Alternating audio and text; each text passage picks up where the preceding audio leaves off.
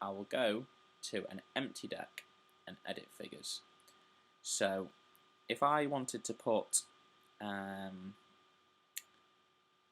well, I'll show you the Pichu one. If I put Pichu in the deck, these two little dots appear underneath the Pichu, which if I put Squirtle in the deck, well, he's got two dots as well, but that's because I have a Blastoise. Alright, well, we'll put Kabuto in and we'll put the Squirtle back in. Kabuto has got an evolution, but there's nothing there. So what you do is you click on the dots, so it'll show you, and there'll be some Pokemon that don't evolve, like Lapras doesn't have any evolutions, so that just shows, so Pichu evolves twice into Pikachu and Raichu.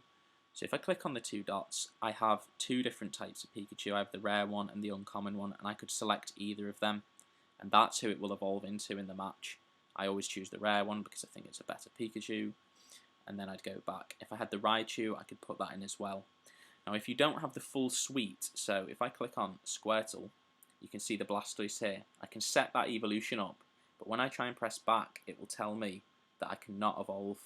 And the reason that I cannot evolve is because I don't have Wartortle, so you have to have the full evolution chain, or you at least have to have the next one in the chain.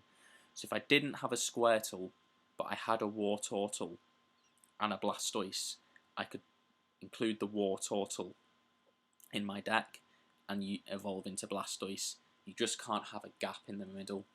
And then whilst we're on this screen, one more thing to end the video with that might be really useful for some people. I only found this out yesterday actually, and obviously I've got figures now that I really don't want to lose, and you can see these padlocks on some of them. You can just lock them so that you can't accidentally fuse them or delete them, or anything like that.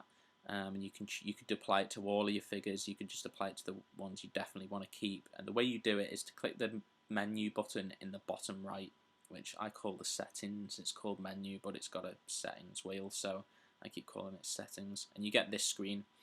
Now there's actually quite a lot on this screen that's pretty useful. So this, if you click the help, this is where I learnt a lot of the stuff. It's got all aspects of the game here, and there's a lot of useful information there. But if we go back, you'll see these 4 blue buttons at the bottom, and not many people know these are here unless they've been playing for a little bit, or they've seen it online, or just been messing around in the menus. But if you go on view figures, you can see all your figures here, including your cubes.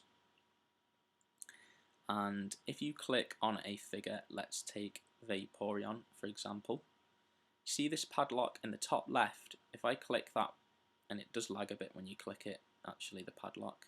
I don't think that's registered the click. Let's do it again. Yeah, there we go. It lights up, and that means this character's locked